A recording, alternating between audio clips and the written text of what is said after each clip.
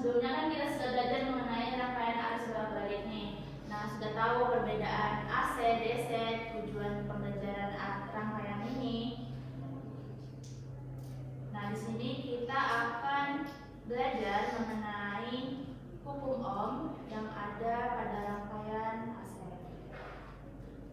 Jenis-jenis rangkaian dalam arus AC ini ada rangkaian resistif dengan komponen utamanya yaitu resistor dengan ciri-ciri arus dan tegangan itu sepase atau naik turun bersamaan, tidak ada pergeseran sudut, dengan daya listrik sepenuhnya berubah menjadi panas atau disipatif. Dengan rumusnya yaitu I sama dengan V dibagi dengan R. Nah, untuk mempermudah kita memahami persamaan dari si rangkaian resistif ini, Ibu ada segitiga hukum Ohm. Nah, kalau di sini segitiga hukumnya itu ada V, I, dan R. V itu apa? Tegangan. I arus. R itu tegangan. Nah, kalau misal yang kita cari itu adalah tegangan, berarti yang ya ke I dikali R. Kalau misalnya kita mencari I, kalau misal Ibu mempunyai tegangannya itu sekitar 10 volt dengan hambatannya yaitu 2 ohm. Berapa sih arus yang dihasilkan? 5 ampere. Ya, betul.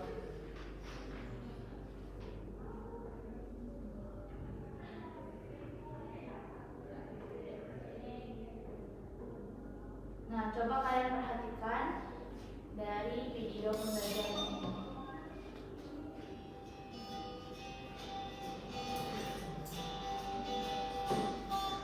Assalamualaikum warahmatullahi wabarakatuh. Om Swastiastu, Namo Buddhaya, salam kebajikan. Kali ini saya ingin membuat rangkaian arus bolak-balik RLC dengan menggunakan aplikasi PET. Pertama-tama rangkaian kabel. Nah, minggu depan nanti kalian tolong siapkan 2 kelompok. Nah, satu kelompok itu siapkan 1 handphone dan link pad. Nah, nanti kita bakalan buat pad seperti pada video pembelajaran ini. Lalu resistor dan kabel untuk menyambungkan dengan indikator. Kabel lagi. Terakhir kapasitor. Jika ambil kabel dan sambungkan ke kabel pemberi tarik saja ke bawah. Kita pasang sambungan.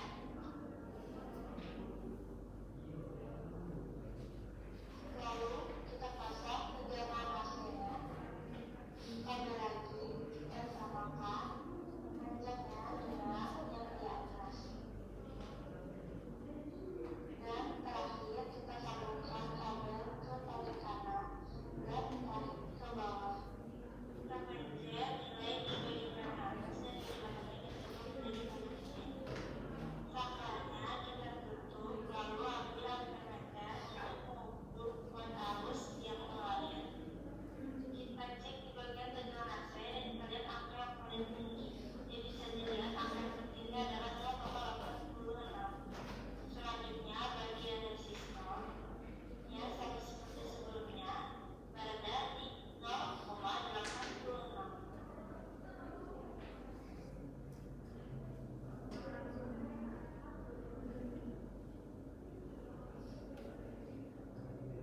Untuk indikator juga kita cek yang paling tinggi masih sama yaitu 0,86.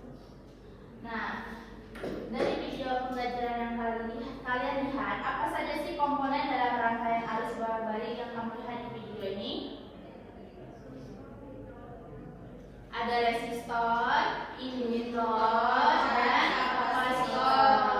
Nah, dalam video tersebut ada nih pengaruh perubahan nilai R, L, dan C terhadap arus listrik. Ada yang bisa menjelaskan? Bu, Ya, silakan Santa. jika R itu atau hambatan itu bersalah, maka arus listrik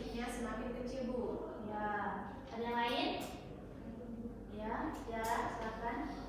Jika indukasi atau L-nya diperbesar, arus satu benda lebih besar dibandingkan tegangan. Lalu Saya Bu, ya, silakan. jika C atau kapasitasnya itu diperbesar, harus mendahului tegangan Bu. Ya, betul sekali. Tepuk tangan untuk Salsa, Tiara, dan Rian. Dari Salsa, Tiara, dan Rian sangat menyimak video pembelajaran yang diulang hari ini. Yang lain tolong untuk disimak lagi ya nanti.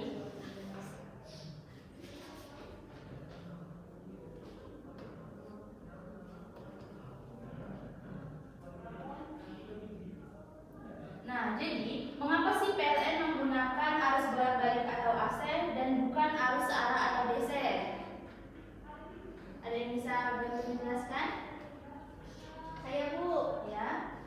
karena arus bolak-balik lebih mudah ditransmisikan jarak jauh dengan rugi daya kecil dan bisa diubah tegangan menggunakan transformator.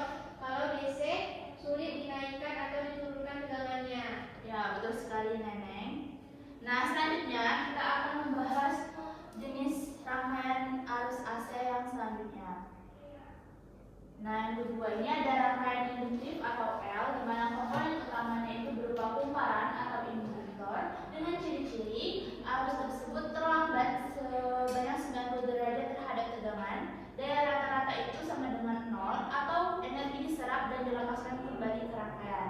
Dengan rumusnya yaitu XL sama dengan omega L sama dengan 2V FL atau I sama dengan V dibagi dengan XL. Nah, contohnya itu ada berupa kumparan motor listrik dan transformator.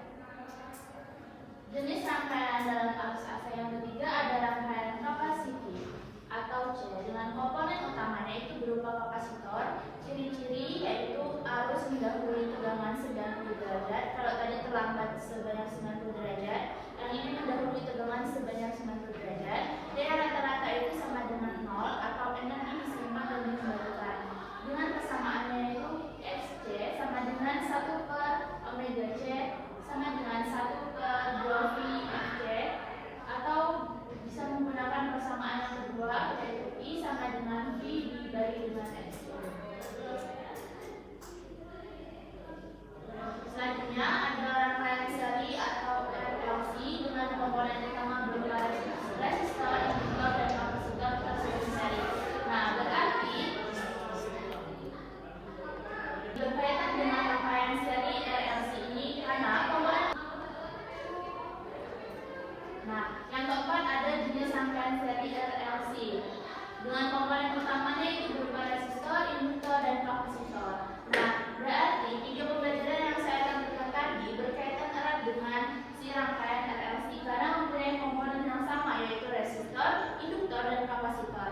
Dengan ciri-cirinya yaitu terjadi pergeseran fasa antara arus dan tegangan, impedansinya total. Dan bisa menggunakan persamaannya itu Z sama dengan akar R kuadrat ditambah XL dikurang dengan XC kuadrat. Jika XL sama dengan XC, maka rangkaian dalam keadaan resonansi atau arusnya maksimum. Contohnya itu berupa rangkaian radio dan sistem resonansi.